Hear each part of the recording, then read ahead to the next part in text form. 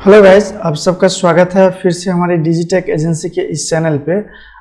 दोस्तों आज का जो ये वीडियो है और इस वीडियो में हम आपको एलिमेंटर का जो कॉमन एरर है, जैसे कि आपके साथ भी बहुत बार ऐसा हुआ होगा। जैसे कि आप किसी भी पेज को अगर एलिमेंटर में ओपन करने जाते हैं तो वहाँ पे आपको ये इस प्रकार से एरर देखने के लिए मिलता है, इनेबल शेप मोड। ठीक है, और इसके वजह से आपका जो है वो पेज यहाँ पे ओपन नहीं हो पाता है, और अगर आपको कोई चीज़ चेंज करने होते हैं तो फिर आप चेंज नहीं कर पाते हैं। ठीक है, तो आज के इस वीडियो में हम इसी प्रॉब्लम को यहाँ पे सॉल्व करने का प्रयास करेंगे।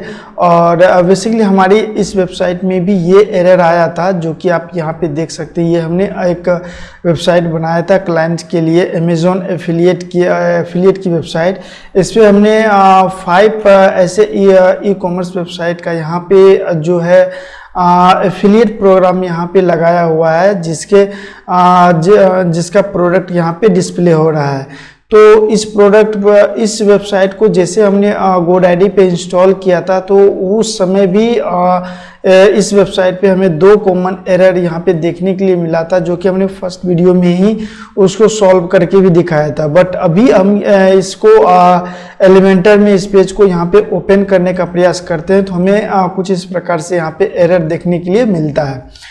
तो सबसे पहले हम यहाँ पे जानते हैं दोस्तों कि ये एरर आखिर हमारे एलिमेंटर में आता क्यों है। इस प्रकार का एरर जो हमारे एलिमेंटर में एक ही वजह से आता है कि आपका जो होस्टिंग है, ठीक है, आपका जो होस्टिंग है उसका जो मेमोरी साइज है वो बहुत ही कम है। ठीक है, मेमोरी साइज के वजह से इस प्रकार के एरर आते हैं। ठीक है, तो सबसे पहले हम जानते हैं कि ये एरर को आपको कैसे पता चलेगा कि ये एरर हमें किस वजह से आया हुआ है। ठीक है, तो उसके लिए हम यहाँ पे क्या करेंगे, सबसे पहला आपने यहाँ पे एलिमेंटर जब आपने इंस्टॉल किया था, एलिमेंटर के अंदर में आना है और यहाँ पे आपको सिस्टम इंफॉर्मेशन पे आपको यहाँ पे क्लिक करना होगा। ठीक है, जैसे ही आप यहाँ पे सिस्टम इंफॉर्मेशन पे यहाँ पे क्लिक करते हैं तो यहाँ पे आपको PHP मेमोरी लिमिट आपको यहाँ पे दिख जाएगा, और PHP का जो पोर्ट होता है वो आपको यहाँ पे दिख जाएगा। ये आपका एज इट इज रहेगा, बट यहाँ पर जो PHP मेमोरी लिमिट ये मे भी आप में हो सकता है कि ये कम हो, जैसे कि यहाँ पे 40 MB की हो या फिर 50 MB की हो। यहाँ पे आपका जो है मेमोरी बहुत ही कम होगा, जिसकी वजह से आपका एलिमेंटर ओपन नहीं होता है। ठीक है, तो उसके बाद यहाँ पे अगर देखेंगे तो यहाँ पे मेमोरी लिमिट भी यहाँ पे भी आपको दिखेगा मैक्सिमम। आपको जो होस्टिंग प्रोवाइडर है उन्होंने आपको कितना मेमोरी लिमिट साइज दिया है वो चीज़ आपको यहाँ पे दिखेगा। ठीक है, और आप कितना यूज कर रहे हैं वो चीज़ यहाँ पे आपको दिखेगा। तो अभी हमने इसको यहाँ पे इंक्रीज किया हुआ है, तो ये आपको यहाँ पे इस प्रकार से यहाँ पे आपको दिख रहा है। ठीक है, तो इस चीज़ को इंक्रीज करने के लिए हमें यहाँ पे क्या करना पड़ेगा, सबसे पहले इसको आप इंक्रीज करने के लिए आप यहाँ पे 2 मेथड को यूज कर सकते हैं। या तो आप अपने सी पैनल में जाकर के इसको आप यहाँ पे इंक्रीज कर सकते हैं, या फिर प्लगइन के हेल्प से भी आप इसको इंक्रीज कर सकते हैं। तो सबसे पहले हम यहाँ पे सी पैनल के अंदर में देखते हैं कि सी पैनल में आप इस चीज़ को कैसे इंक्रीज करेंगे। तो सबसे पहले ये हमारा वेबसाइट गोडैडी पे है, तो हम इसको एक बार यहाँ पे गोडैडी को यहाँ पे ओपन कर लेते हैं।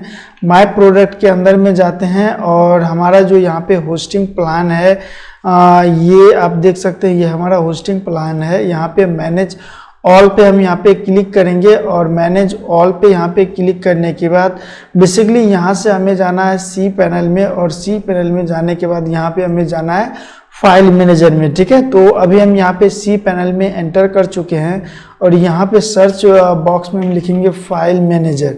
ठीक है, जैसे हम फाइल मैनेजर यहाँ पे लिखेंगे तो हमारे सामने फाइल मैनेजर आ जाएगा।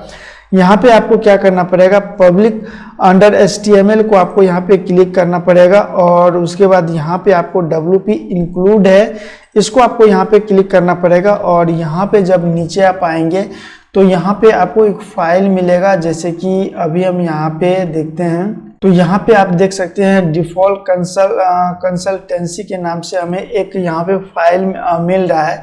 तो इसी फाइल को यहाँ पे हम एडिट करेंगे और एडिट करने के बाद यहाँ पे हम एडिट पे यहाँ पे क्लिक करेंगे और क्लिक करने के बाद यहाँ पे अब थोड़ा सा इसको अब स्क्रॉल करेंगे तो यहाँ पे आपको WP मेमोरी लिमिट का आपको ऑप्शन दिखेगा और यहाँ पे WP मेमोरी लिमिट ये दोनों चीज़ ऑप्शन दिखेगा। तो यहाँ पे आपको इसी को आपको इंक्रीज करना रहता है, ठीक है। आप इसे 128 MB तक इसको ये इंक्रीज कर सकते हैं या फिर 256 तक इसको इंक्रीज कर सकते हैं। और वो जो आपको आपका जो होस्टिंग प्रोवाइडर आपको जो लिमिट दिया है वो चीज़ आपको यहाँ पे दिखेगा, ठीक है।